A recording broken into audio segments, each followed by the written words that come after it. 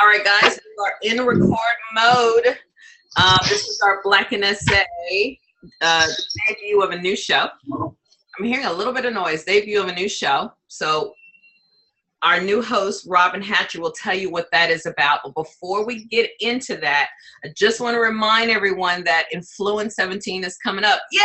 Woo! That's what's up. And of course, BNSA has their night. Don't know what that is, right? I do know what it is, but I just don't know it right now. I think it's Sunday night or Monday night. It's one of the, I think it's Sunday night.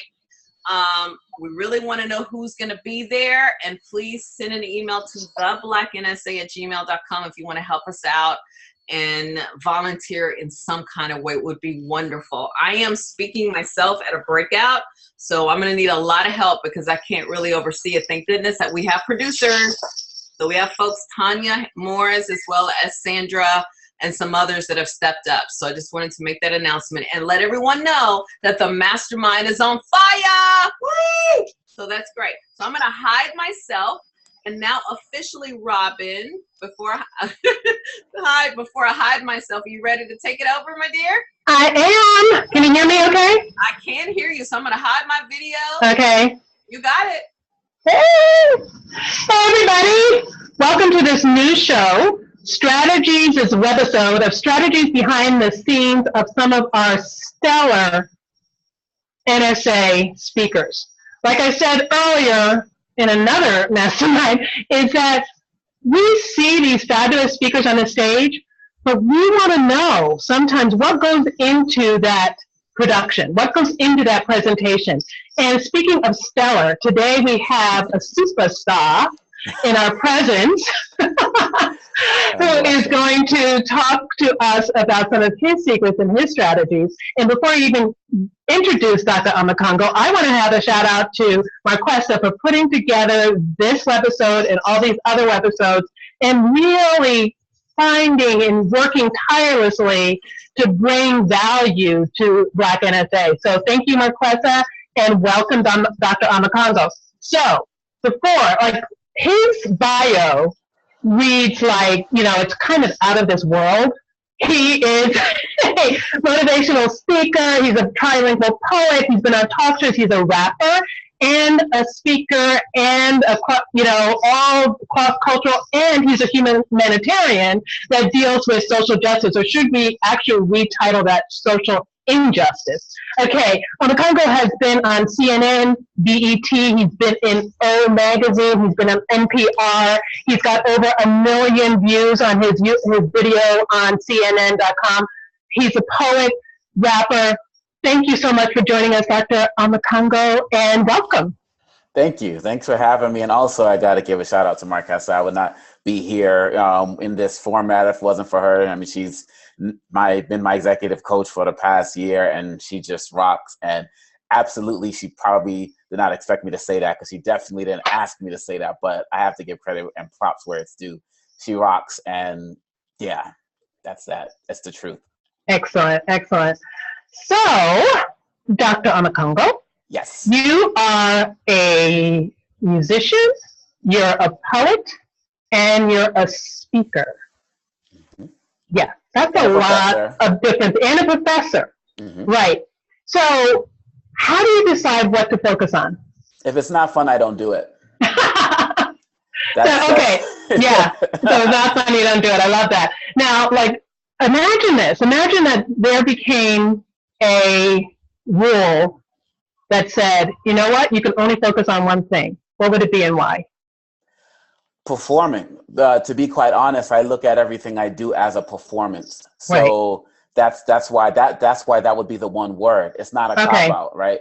When I'm teaching my students at American University, that's a performance. And quite honestly, for you all who are professors, your time in the classroom, that counts towards your CSP.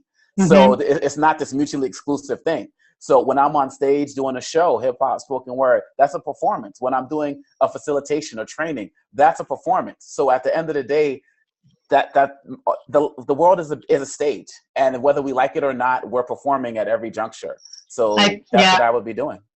Excellent. Okay, you're speaking to the choir, having been a professional actor for 25 years. I know, and done the teaching and all that stuff. So it is at life's wipes the stage, it's like, and that's all it is. There's a quote that I love from Sammy Davis Jr. Every time you step outside, you're on, baby, you're on. That's right. And that's what we're talking about. So you speak on a lot of sensitive subjects. You speak to young people, you speak to adults. What is the difference between a young audience and an adult audience?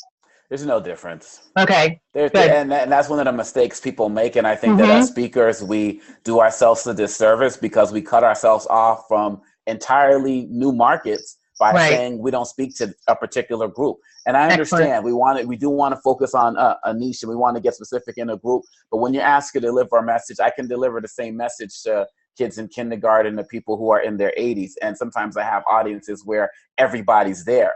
People want to connect. People want to feel valued. So the main difference as the speaker is, are you staying relevant to the people who are in your audience? So if I know I have a certain group of kids, maybe I'll do a little bit more hip hop stuff. If I have a group of people older, I may do a little bit more spoken word things. Or if I have a mixture of all of them, I may do a little bit of both. But the overall message is the same. People just want to know that they feel valued. They want to know that you're speaking to them and with them and not at them. And that's a message that's universal. Yeah, I love that. So speaking with them and speaking at them. So you have to know your audience. And then when you're preparing the presentation, you take that into consideration, but it doesn't hinder, it doesn't stop you, it doesn't really alter your ultimate message, because your ultimate message is to give your gifts, right? That's right. That's right. Yep.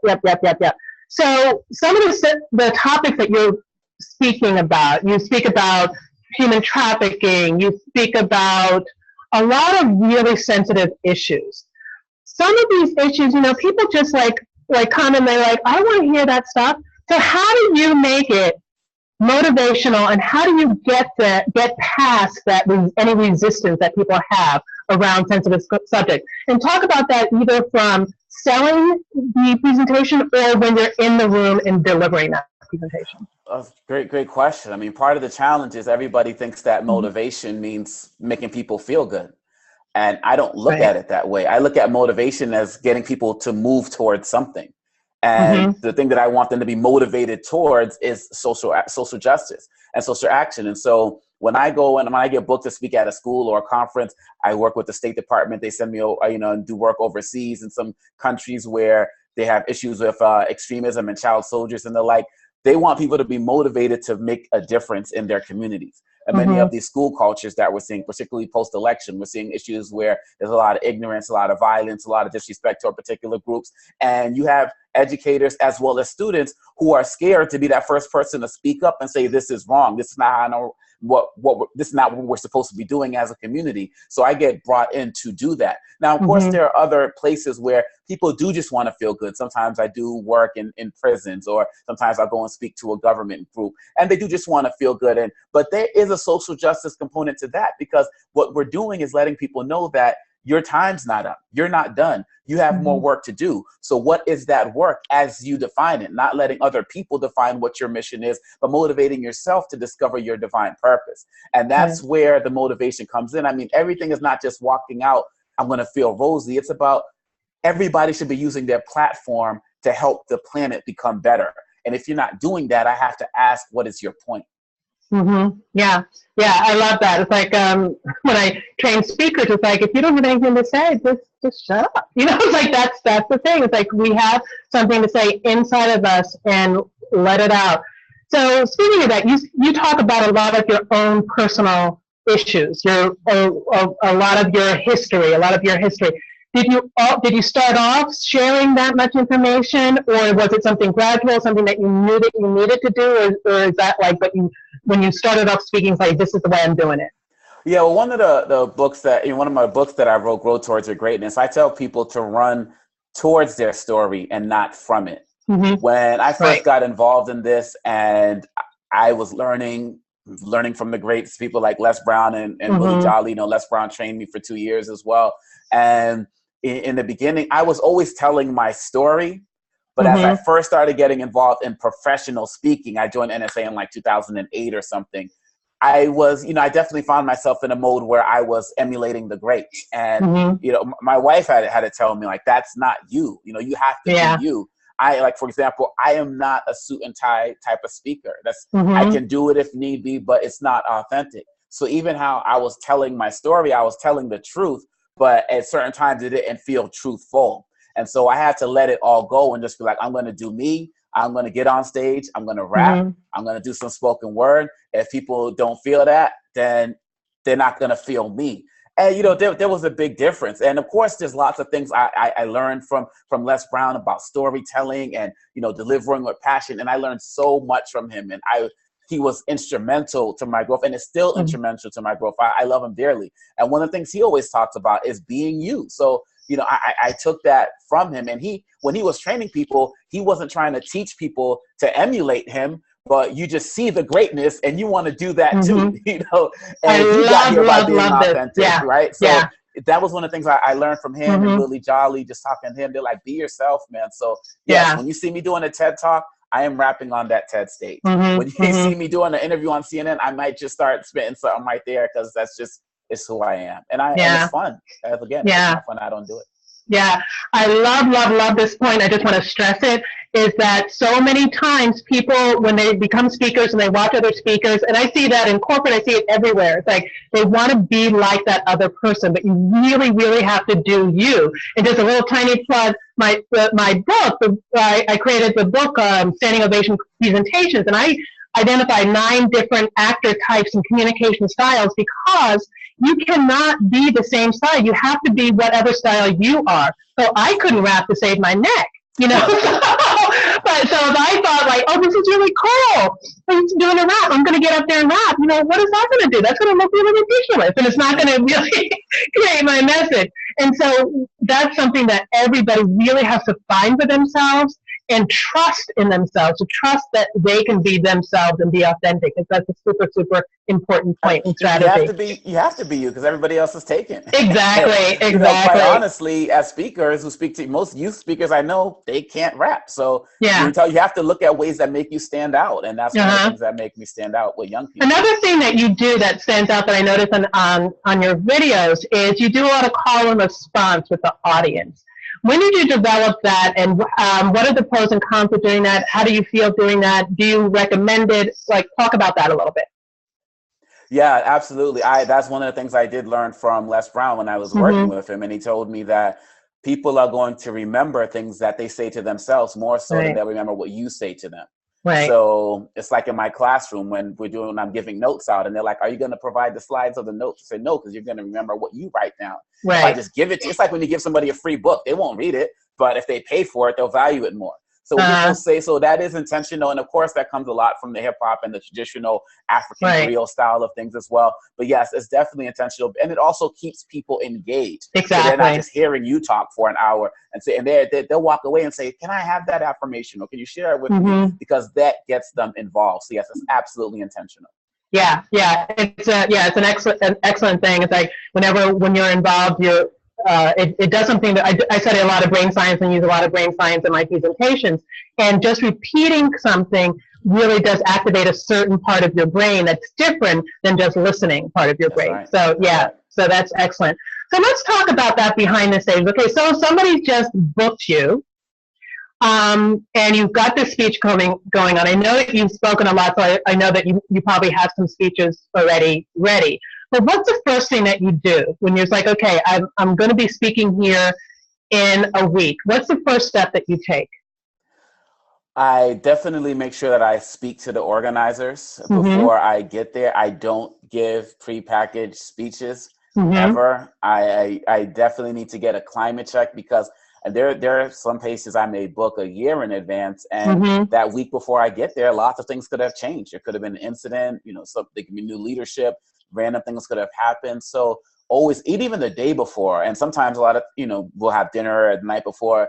And I always ask this one question: what will help you when I walk off stage? What will make you feel like I got what you wanted me to come and deliver? Right. Like what is going to make this event successful for you?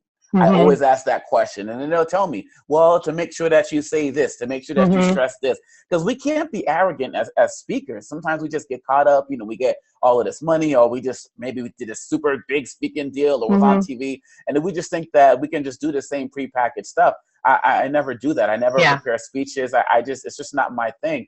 And I think that we allow ourselves to get stale. And as Brian Tracy said, our comfort zone is our danger zone. So I'm actively trying to break that comfort zone every time I get on stage.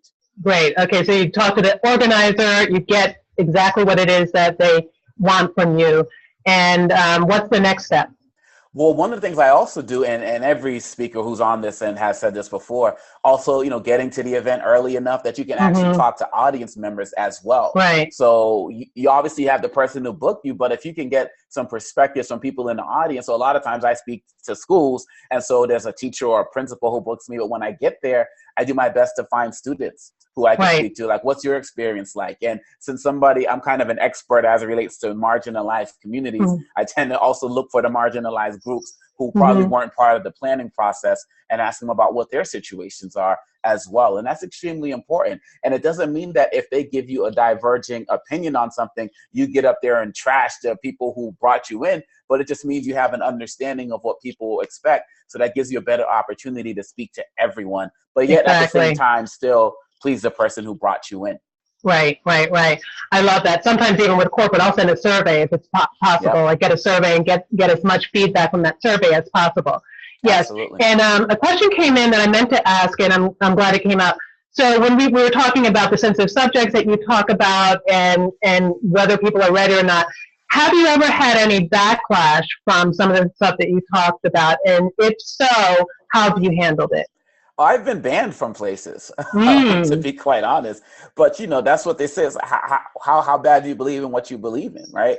I can't. I have to do this. I have to speak what's in me. I have to live what's in me. But so you've been banned for what reason? What reason did they give? I think the term was I was a lightning rod, basically. That's a good thing. Hey, but hey, this is what I'm saying. When you speak about these issues, you got to be prepared to make some sacrifices. Right. I had already spoken at this school.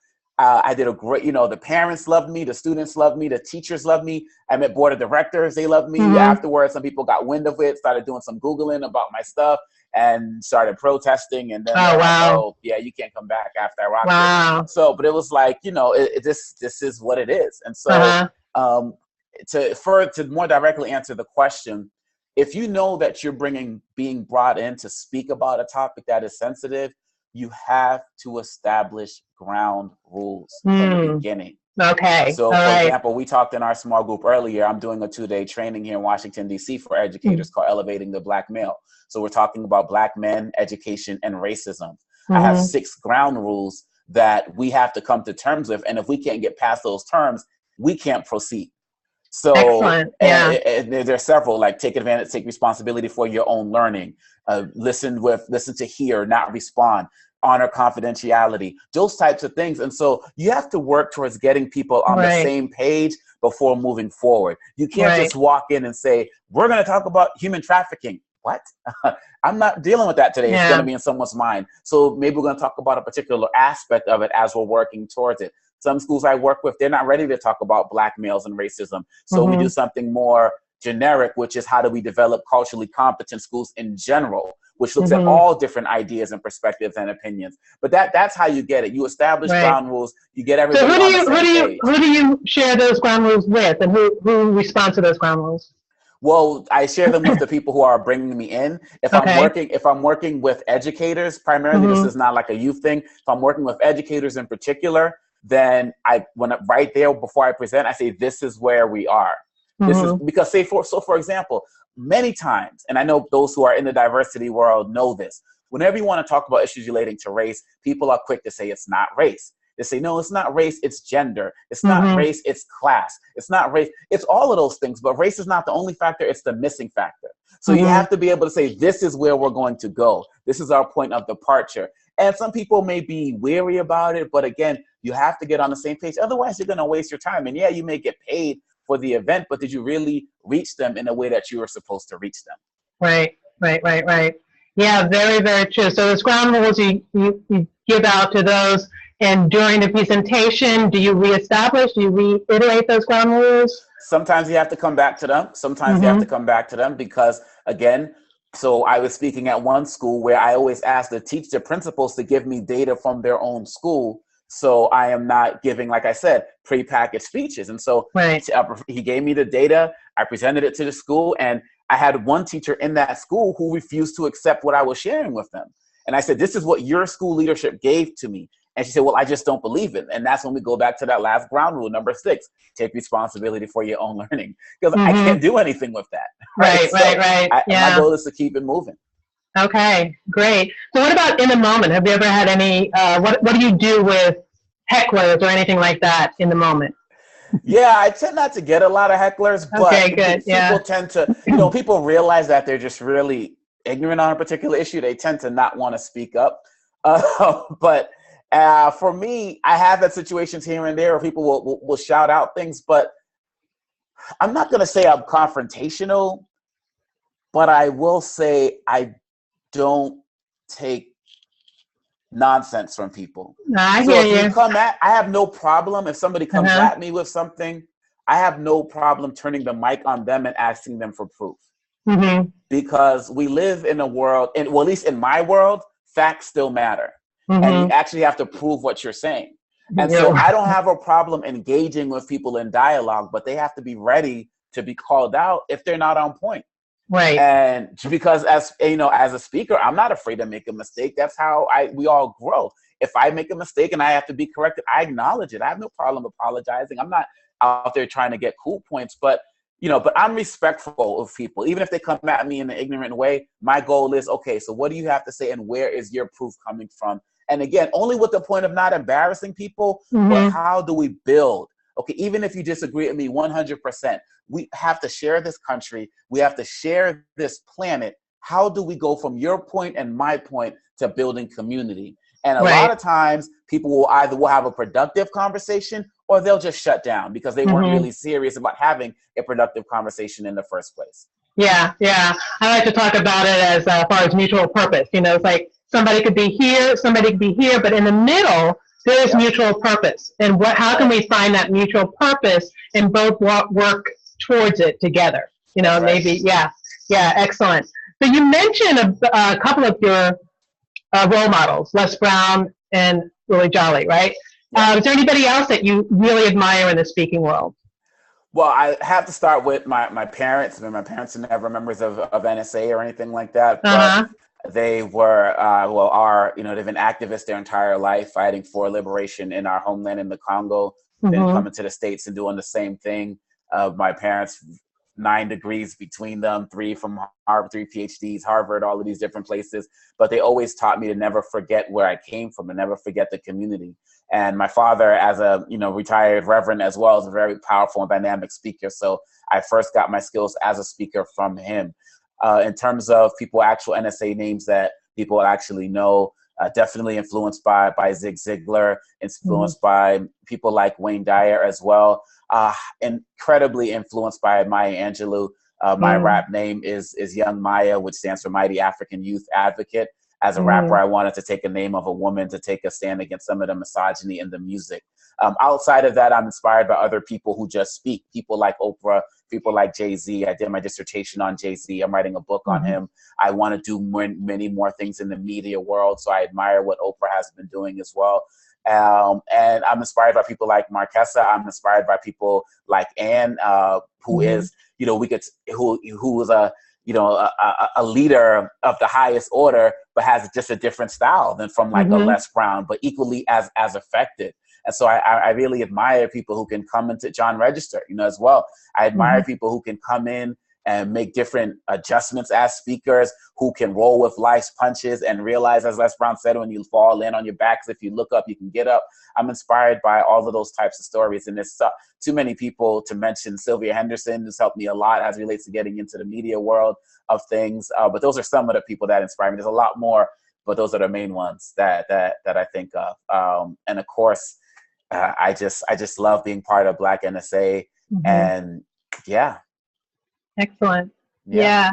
So I and started Lenora, of course, Lenora Billings Harris, of course, as well, former NSA president, and she just rocks. Oh, okay, excellent. I know that we talked about like what happens like right before you do it. Now, do you ever rehearse? Do you rehearse a presentation before you go on? Have you ever done that? I rehearse the poems and the rhymes that I'm going to share. Okay. Everything else is a freestyle. Yeah. Okay. I found that, and this again, when I was going to do my first event with Les Brown in Philadelphia, and I had my joint written, and what I was going to do, one of his other speakers who were working with him longer, he's like, man, forget that stuff. Forget that, man. Just put it down. I'm like, what? He's like, get rid of it, man. He's like, get rid of it. You don't need it. So I put it down, got up there, did my thing, and the rest is history. I need to be able to connect at a real level, and having a prepackaged speech just doesn't work for me. Yeah. And you have to do what works for you. You have to honor what works for you. Mm-hmm. And I just never write them. So I rehearse my speeches. I run through the affirmations I may want to do, and then I just flow. You MC, you got to flow. That's what matters. Yeah.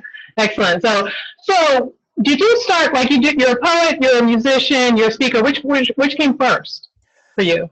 The music side of things, the spoken word, the hip hop came from. So my trajectory, as I was rapping when I was a kid, like really young. But what happened was I found like in a lot of my freestyles, I would swear a lot. And I realized that it took no intelligence to swear. Like anybody can if you just let them swear all day. I could do a whole album right now if you just said, no, you don't have to care what you have to say. Right, so I focused more on poetry because I had to be more creative to keep people's attention without a set rhyme pattern or set beat. But then when my nephew got older and started listening to rap music, I realized that a lot of the music he was listening to on the radio was being played unedited. So I started rapping again to start giving him stuff that he can listen to. So I would take popular rap songs like Biggie's Juicy, it was all a dream. I used to read Word Up magazine, and I would just flip it and change it about other stuff. It was all a dream. Credit cards living above my means. Shopping sprees with no money in the bank machines. Like just rapping about different stuff to show people you can still be creative as an artist. And so that type of stuff took me into the schools and then took me into larger things, doing stuff but then I started joining NSA because like, how do I reach people who aren't interested in spoken word? And NSA taught me a lot about how to do that. And that's when I started working with government groups and the State Department. But I always come back to poetry because poetry was my way to escape bullying as a child. I dealt with a lot of things growing up without money and during the crack epidemic and all of those, and discovering the work of Maya Angelou and Nikki Giovanni really saved my life, literally. So, I started memorizing their work until I was strong enough to remember my own and write and share my own. So that's why I know spoken word is always going to be a part of what I do. I have to live what's in me, and so do you all. Brilliant. So it's a spoken word, and I love that that's changing the lyrics. And so that leads me, so you almost spoke about it, but I just want to be clear. Your first win, what do you think that was? Oh, my first win. Performing in South Africa. That I would probably have to define that as my first win. Okay. South Africa has a very special place in my family's heart. I was working to free Nelson Mandela when I was a kid because my parents had us involved in the struggle. So when I got invited to speak and perform out there at an international poetry festival, spent 10 days out there, not only performing, but visiting schools, community centers, and also prisons as well. That was my first international speaking gig, actually. Cool. So I'll never forget that. And since then, I've spoken or at least have visited over 20 countries, many as a speaker, as a performer, as a trainer, going to Central African Republic with the State Department in July to do some leadership work. And so that was my first big win, that international speaking event. Excellent. I just have to ask you, because I'm reading it right now. Have you read Americana, the novel? Okay. It's actually just chosen as New York City's book club book. It's by this Nigerian author, and I can't pronounce her name, but it's brilliant. And one of the things that she talks about. Is it Chimamanda? No. Oh, someone else. Okay, cool. Yeah, I got to get it. Okay. Next. And anybody else? I'm looking for an agent for my next book. I published 7 to 8 books, but I want to go with a publisher for my book on Jay-Z since you mentioned books. But I'm gonna Everybody hear that? Everybody hear that? Yeah. Dr. Omekongo needs an agent, and everybody who's listening should go check out Americana with an H on the end of it. It's a brilliantly written book about diversity in like an immigrant's view of American and Black America and all that. It's really amazing. Cool. Yeah. So you've done a lot of media. Oh, we have a question that came in. What is your hardest audience to speak to? I have a feeling that you don't have a hard audience, but I'm going to ask that question anyway. I would say the hardest audience, it's not a particular group. It's not a racial thing. It's not a religious thing. The hardest group to speak in front of is a group that I haven't prepared for. Yeah. Preparation is everything. That, you know, when just the way life's going that week, if I haven't really had time, because I'm never nervous when I perform, except if I haven't had time to practice and learn about the group. And there have been times where just, you know, going through life, you haven't gotten time to make that phone call, read up on them. And so you kind of get up there, you're feeling like a little bit exposed or naked because you don't really know what to do. So that's my thing. Because I'm not afraid to make mistakes. That's right. You know, but if I haven't prepared, then I feel like I'm disrespecting the group I'm in front of. So some of us, you know, we get booked for things and we're like, oh, that's just a group of 500 youth. I got that. I've been there, done that. Or, you know, okay, that's a sprint. You know, I did AT&T last year. That's all good. Same thing. No, every group is dealing with different struggles and challenges. And when you get up there and you don't show that they give you that you've respected them enough to learn about them, you look like a fool and you're not going to get called back. So that's my hardest audience to speak in front of. Yeah, that makes sense. That makes sense because it is exposing and it's really scary because you're up there sort of winging it and you know you're winging it. It probably doesn't come off, but you know, you still have that fear of winging it. Got it. Another question came in that's a little tricky. Do you talk Trump? Yeah, why not? Why wouldn't I? So, you know, yeah, I mean, how could I not? But my thing is this is what I tell people when I speak at these schools. And look, I speak at some of these schools where I'm like the only Black person in the building besides like building services, like the janitors. Right. You know, like real talk. Some of the private schools I speak at, and a lot of these, you know, people are supporters of him or their parents are. And I tell them, you know, at the end of the day, I tell this to my students, I really don't care what you think. I care about how you think. And so if you support Trump or Hillary or Bernie, how are you informed about the person you are supporting?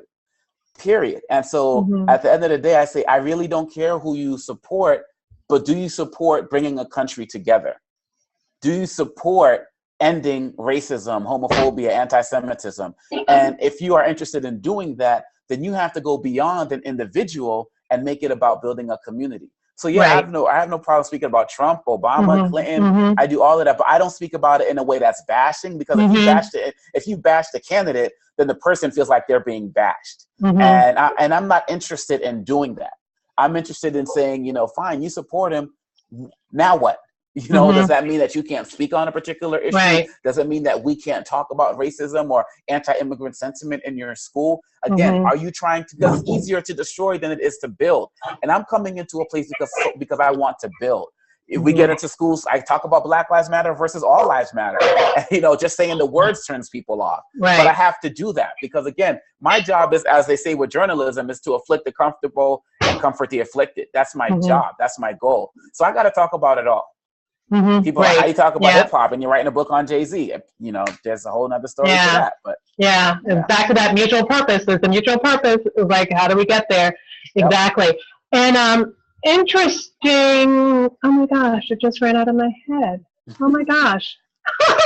All right, wait. There's a question, so maybe it'll come back. Oh, I know what it was. What advice would you give rising speaker about preparation? You mentioned being well prepared for an audience. Do you give yourself a certain amount? This person might have turned in late, but do you give yourself a certain time frame to prepare? How would you talk to a newer speaker or starting speaker about preparation? How much time do you give? Do as much research about the organization as possible. That's extremely important. Get diverged. I mean, with the internet now, there's so many ways to get information about the organization. Speak to the person booking you. at least a week before, but even a day before if you can. Get to the event early so you can speak to other people, get new ideas and new minds to get ideas. That's also extremely important. And also check the news. I didn't say this earlier. Check the news of the day when you get to a city, because if there's a relevant story that's local, that's also going to help them realize that you're not giving a prepackaged speech. Don't prepackage anything. Be free, be fluent, be an MC with it, just flow. I mean, that's easy for you to say. So some people, it's just a flow as a speaker. You can definitely do it. Yeah, you can definitely do that. And it takes a couple of weeks to prepare. I will definitely have my PowerPoint because I have a whole different thing going on. But it's all, nothing is set in stone. And my PowerPoints have like about 5 different words on it. It's it. You know, it's like that's about it. So that's one of the things. And I'm looking at it.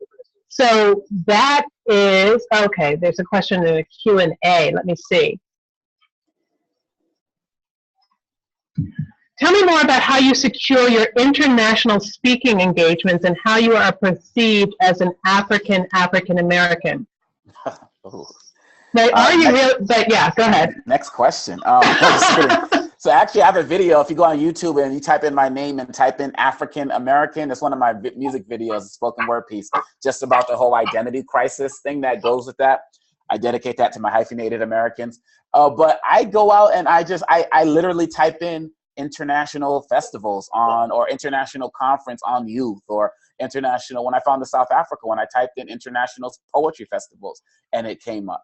And so I do the work, and I've also spoken at some of the international NSA groups, you know, PSAs and stuff. I researched them, I contacted them, I met some of them at conferences, local ones. I said, this is what I do. So I'm actively out there looking for these events, and then I'm reaching out to these places in order to do that. I don't have a publicist, I don't have marketing, I don't have a manager who goes out and does stuff on my behalf. So I just do research on the types of places that I want to speak at.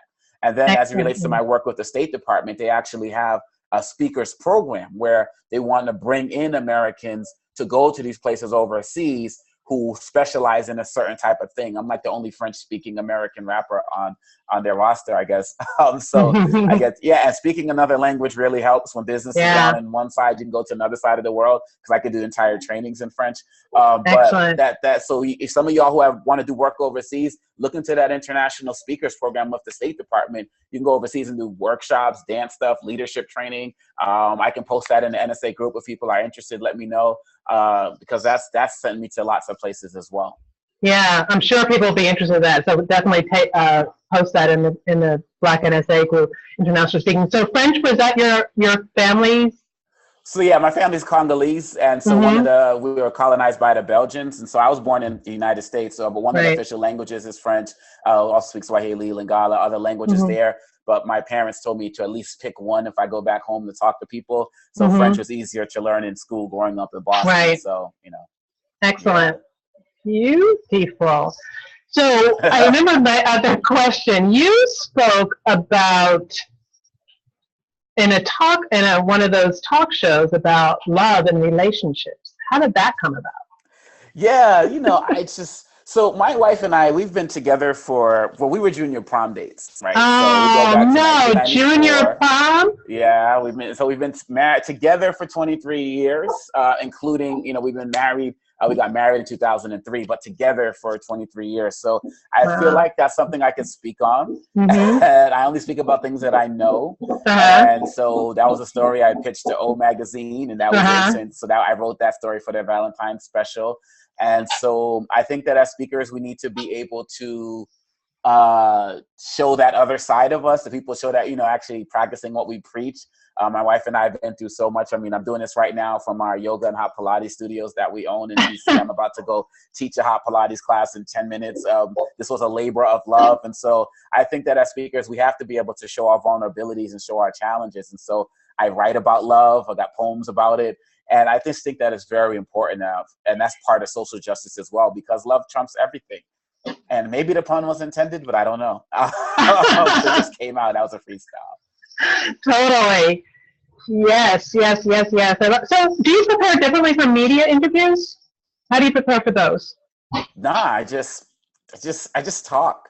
I don't preparation. Like I said, I think it was, I forget which speaking legend said this. He said, structure doesn't freeze you, Freeze, it frees you, Frees. Maybe it was Lou Heckler. I'm not sure. And I get that, and I respect that. It just doesn't work for me. And I think as speakers, we all have to honor what works for us. So if I know that I'm going to go speak on a particular topic, I'll research the topic, but I'm an open book. And I think that if you don't try to hide stuff, you just get up there and be free. And I'm not beholden to anybody but my family. I got to go back and look at my kids at the end of the day and my wife and explain why I said a certain thing. And I'm good. That's what works for me. Right. But having said that, I think that as it relates to being media trained, I think that's probably where the question was going. What you definitely have to do, if you know that there's going to be another guest on the show that's going to be opposite you have to research that other person. You can't just go up there with your own talking points, because then you risk getting exposed if you don't go up there knowing what the other person is going to talk about. So if I know I'm going to be pitted against a particular guest, I'm going to know their story probably better than theirs. That's extremely important. And then I'm also going to make sure that I have a little bit of a perspective of where the journalist is coming from as well, because you might be going on a place that you think is going to be friendly, but they might come out with some stuff trying to trip you up as well. So you have to be prepared for that. And to me, being free helps me do that. And so you can't be too rigid when you're going on these interviews, because a great interviewer knows that the next question is not based on their list of questions. The next question is based on your last answer. So you have to be ready for that if you're really trying to do this media thing. Yeah, so researching the host is really important, and especially if they're going to be other guests on, research them to the We have a request, and I'm going to save that to the end because that would be a great way to end it. But I want you to be prepared in advance that someone wants you to spit the biggie rhymes that you rewrote. So we're all waiting in anticipation for that event. And so before we get there, so you get them running around your head, start thinking about them. So do you have any, I know you don't, it's not about preparation, but do you have any rituals that you do before or after a speaking event? So if I'm doing like a really big event, I go, and I haven't done this in but sometimes I'll go and I'll listen to Michael Jackson's Earth Song. In my own space. That song really means a lot to me for lots of reasons. I admire Michael Jackson in the way that he was one of the few people who can take social justice songs and make them #1 hits. That really is. So that kind of helps me get in a particular space. And I also heard it was the last song he sang before he died at the rehearsal. Really? Which song is that? Earth Song. Earth Song. Right. Yeah. Okay. I also just sometimes just go into a space where I just sit back, envision how I want the event to go. And when I get up on stage, before I start, when I'm on stage, I always look up in the sky, do this, and it just gives me an opportunity to just release it and let it go. And then whatever happens, happens. So those are like some of my ritual things that I do. Yeah, thank you. That's great. So don't anybody just take his rituals, all right? So we all have to have our own rituals, and that works for him. What about post-show? What post-presentation? What do you tend to do? I have to go and sit down and just because when I'm up there, I give it everything. So I have to just, my heart's pumping, there's like a sting in my chest because I just go all out. And so afterwards, I just got to give myself a little time, space, to just chill before I go out and engage everybody, because I'm literally giving everything. When I get off that stage, people are going to know whether they liked it or not that I gave everything I had at that moment. And if I don't do that, I feel like I let them down. Yeah, I hear you. I feel the same way. So it sounds like, do you consider yourself an introvert or extrovert? Yeah. What, you didn't hear that? Hello? I'm a Gemini, so, you ask me if I'm an introvert or extrovert. So I'm like both. Okay. Yeah, some people are. I'm not a big fan of going to events I'm not speaking at. I'm not just walking in a room and just networking. Right. I do it though, because it's necessary. But but I also just like being at home with my family. Yeah, hate, going to travel and speak at events now, so I've limited them. I got 3 kids, 10, 8, and 2, and so I was just gonna. Wow, that's excellent. Yeah. So as far as we're going to wrap it up in a few minutes, but as far as types, you took my after type quiz. What type were you? Hero. Of course. Because I'm really big into comic books and stuff. Yeah. So I'm like, oh shoot, I'm heroic. Yes. Yeah. I know. Yeah, I thought you'd be a hero, maybe even a superhero. Oh, did it say hero? I don't even know, but yes, I'm a hero. Yeah. Okay. Great. So, any advice before we get to Biggie? I haven't forgotten about Biggie.